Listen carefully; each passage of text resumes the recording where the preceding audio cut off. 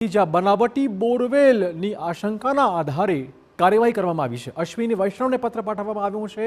આ કેસમાં શું છે તેની વિગતવાર વાત કરીશું। આપને કહી દઈએ કે બનાવટી બોરવેલ કૌભાંડનો પર્દાફાશ થયો છે। પાટણના સાંસદ ભરતસિંહ ડાભીએ અશ્વિની વૈષ્ણવને લખ્યો છે પત્ર। ભરતસિંહ ડાભીએ કૌભાંડમાં વિજિલન્સ તપાસની માંગ કરી છે। મહેસાણા તારંગા અંબાજી રેલવે લાઇનના કામમાં બોરવેલ કૌભાંડ પકડી પડાયું છે। રેલવે લાઇનમાં જમીન સંપાદનમાં ખોટા બોરવેલ દર્શાવી આચરાયું કૌભાંડ। જમીનમાં 10 થી 20 ફૂટ પાઇપ નાખી બોરવેલ બતાવીને આ કૌભાંડ કરાયું છે।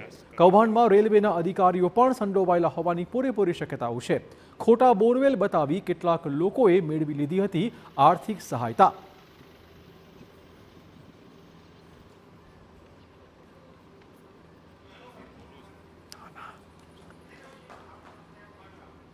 આપ જોઈ શકો છો આ એક પ્લાસ્ટિકનો પાઇપ છે અને કેવલ ખાલી અંદર ઠોકવામાં આવે।